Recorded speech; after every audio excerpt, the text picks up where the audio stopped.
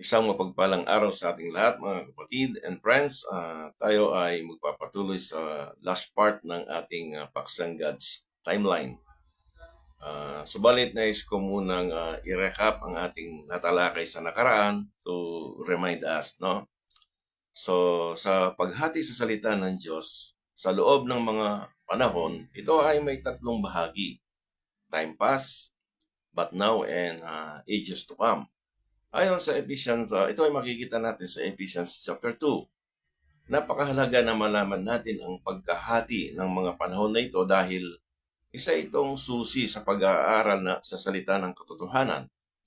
Mula sa paglikha hanggang sa Acts chapter 7, ito ay bahagi sa time pass. No? At bago tinawag si Abraham, iisang grupo lamang ang mga tao noon at ito ay ang mga hentil. Sa pamamagitan ni Abraham, pinili ng Diyos ang bayang Israel at dito nagsimula ang dalawang grupo ng tao, no, na ito ay may distinction, no, or pagkakaiba. Ito ay yung pagtutuli sa Israel at ang hindi pagtutuli sa mga hentil. Ang Diyos ay nagitungo sa mga Hudyo upang maging pagpapala sa mga hentil bilang bahagi ito sa pangako ng Diyos sa kanila. Sa Genesis chapter 12, ating mababasa itong pangakong ito ng Diyos kay Abraham. So, tandaan natin, habang ang distinction o separation between these two groups of people, may na iyon ay nandiriyan, hindi maaaring umiral ang church, the body of Christ, dahil ang body of Christ ay pagsasama ng Hudyo at ng mga hentil, no? Ayon sa Biblia, mula sa pagkatawag ng Israel hanggang sa Acts chapter 7, ito ay bahagi ng time pass. Sa mga panahong iyon, mayroong utos sa mga Hudyo na huwag silang pumunta sa mga hentil, no? Ang ating Panginoong Yesus, sila ay sinugo at ang sabi sa kanila, ang tagubilin sa kanila ay huwag silang pumunta sa mga daan ng mga hentil, even to the Samaritans, no? This is an outstanding instruction from the Lord to them in Matthew chapter 10 verse 5. So pagkatapos namatay si Jesus, ang mga alagad ay nagpatuloy sa pangangaral, no, exclusively sa mga puok ng bayang Israel, no, until Acts chapter 7, at itong tinalakay sa nakaraan, at ito ay ating sinuri din, no, sa Acts chapter 1 to 7 sa nakaraan, no. Natapos ang time pass after the death of Stephen, no? And after Israel finally rejected the Holy Ghost, no? In Acts chapter 7 verse 51. So dito nahulog ang bansang Israel, no? At pasamantalang tumigil ang pakikitungo ng Diyos sa bayang ito, no? Yung kingdom program for this nation ay temporarily postponed, no? Sa kabila ng patuloy na paanyaya ng Diyos sa bayang ito, sila ay lagi silang tumatanggi, ano? Ipinako si Jesus at bago namatay si Jesus, ito ay humiling sa Ama na patawarin sila dahil hindi nila alam ang kanilang ginagawa, no? Nandun sa 7 last words, no? Tandaan, sinabi niya ito para sa kanyang bayang Israel, ano? At hindi ito sa mga hentil, no? Ang katawan ni Kristo ay hindi nagsimula sa Acts chapter 2 during Pentecost, no? Ngunit ito ang katuparan ng isang Jewish feast at natupad sa taong iyon, no? Ayon sa mga sulat ni Pablo, habang nangyayari ang mga bagay na ito sa nakaraan, no, or in time past, mayroong isang misteryo, no, na nakatago sa Diyos at hindi ito na ipahayag until Saul or Paul got saved, no? Ito ay makikita natin sa Ephesians chapter 3 verses 2 to 6. So, babasahin ko yung verse 2, if ye have heard of the dispensation of the grace of God, no, which is given me to you word. Sabi niya sa verse 2, no, ang mensaheng ito ay unang ipinahayag kay Pablo.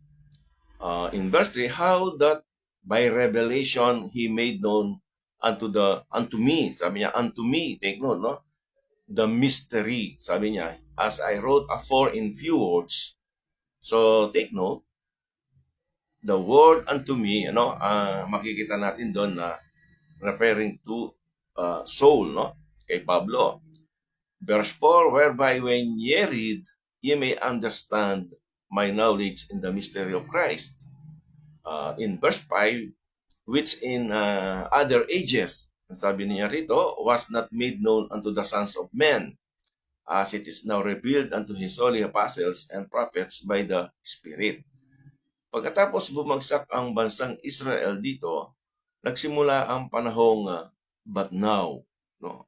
Nang iligtas ng Diyos si Saulo ng Tarsus, siya ang naging apostol sa mga hentil, no? At sa kanya ipinahayag ang isang lihim na nakatago sa Diyos sa panahon na sa mga panahon at mga henerasyong iyon, no? Ito yung mystery na of the fellowship in the same body, no? Which is the body of Christ, composed of believing Jews and believing Gentiles. Ito ay makikita natin sa Ephesians chapter 3 verse 6. The Gentiles should be fellow heirs, no? Mapapansin na natin dito, magkasama na ditong tagapagmana, no? Ang mga hentil kasama ng mga Jewish people and of the same body, no? Referring to the body of Christ, the same body, no? And partakers of His promise in Christ by the gospel, no? Dito nawala ang wall of partition between the Jews and the Gentiles, no? Nawala na ang distinction between them. Kaya nga sa talatang ito ating makikita in Romans chapter 10 verse 12, for there is no difference between the Jews and the Gentiles, no? Or the Greek, no? For the same Lord over all is rich unto all that call upon Him. Now, bago matapos ang panahong but now, ang katawan ni Kristo ay aalisin sa lupa, no? Then magsisimula ang hula ni Daniel sa ika-70 linggo, no? Ito yung 7 years tribulation. Pagkatapos mahulog ang Israel, ipinagpaliban ng Diyos ang kanyang pakikitungo sa kanila, no? At muli lamang magpapatuloy ito after the church, the body of Christ, caught up here on earth, no? So dito magtatapos ang panahong but now, no? Pagkatapos kunin ang body of Christ dito sa lupa. Then pagkatapos ng panahong ng kapigatihan ay babalik si Jesucristo at wawasakin ang hukbo ng Antikristo at magsisimula ang 1,000 taon, no? Ito ang kaganapan sa mga aklat mula sa Hebrews to Revelation, no? Ito yung panahong ages to come mentioned in Ephesians chapter 2 verse 7. Upang sa mga darating na panahon, no? In verse 7, no? Ages to come, no? Ay maipakita niya ang totoong kayamanan ng kanyang biyaya sa kanyang kagandahang loob sa atin sa pamamagitan ni Kristo Jesus. Tandaan, ang pakikitungo ng Diyos sa Israel in time past ay propesiya, no?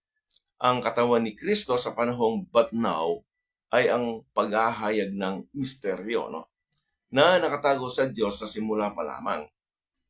Pagkatapos ng katawan ni Kristo ay kukunin ng Panginoon, no? Ang Diyos ay muling makikipag-ugnayan sa Israel at muling ibabalik ang pakikitungo ng Diyos sa bansang ito sa pamamagitan ng propesiya. Gaya ng sinabi ko mula sa Hebrews to Revelation, no? Tandaan, ang pakikitungo ng Diyos sa body of Christ ay hindi sa pamamagitan ng prophecy o propesiya, no?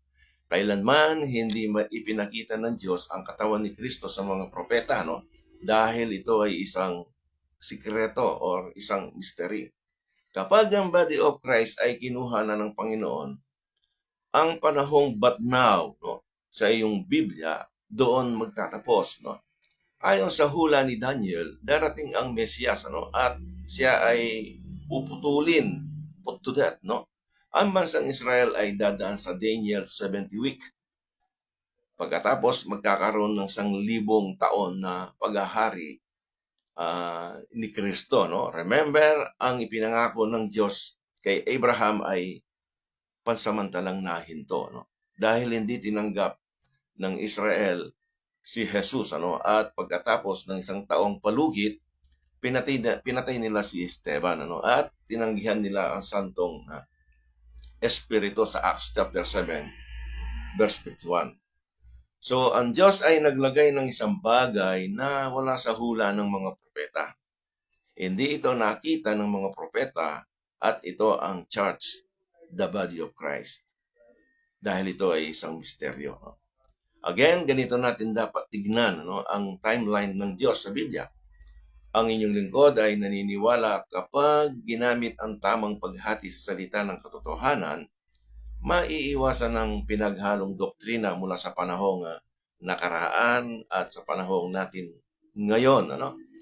Maiiwasan din natin na ipalagay ang mga mangyayari sa hinaharap, which is the ages to come, at gawin sa panahon natin ngayon bilang bahagi sa katawan ni Kristo.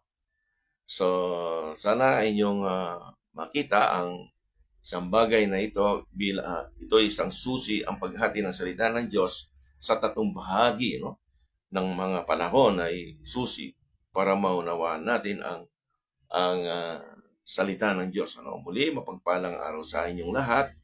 Ating ipagpapatuloy ang ating pag-aaral sa susunod. Maraming salamat and God bless. To God be the glory.